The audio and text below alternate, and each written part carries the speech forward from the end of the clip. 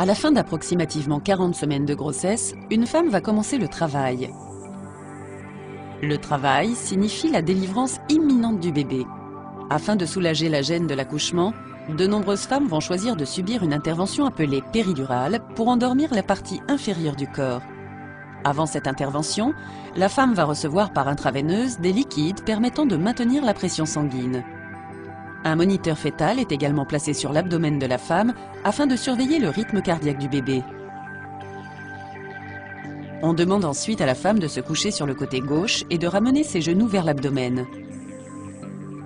Toutefois, cette intervention est parfois réalisée avec la femme assise avec le dos arrondi.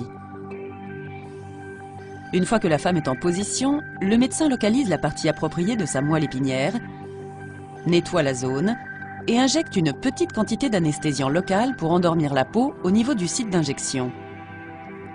Quelle que soit sa position, la femme doit rester immobile pendant que le médecin insère lentement et précautionneusement une aiguille plutôt grande dans sa colonne vertébrale. Après avoir lentement avancé l'aiguille, on fixe une seringue à son extrémité.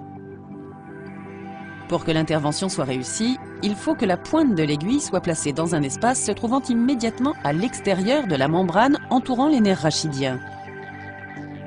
Cette membrane s'appelle la durmère et c'est pourquoi l'intervention s'appelle une péridurale et l'espace s'appelle l'espace péridural. Une fois que l'aiguille a atteint l'espace péridural, une perte de résistance est détectée et le piston libère la solution saline dans l'espace. On détache la seringue et un cathéter mince est vissé par l'aiguille dans l'espace péridural. On administre alors en continu un traitement par ce cathéter, ce qui endort les parties inférieures du corps de la femme et réduit l'inconfort de l'accouchement. Il existe plusieurs complications potentielles associées à cette intervention dont il faut parler avec le médecin avant l'acte.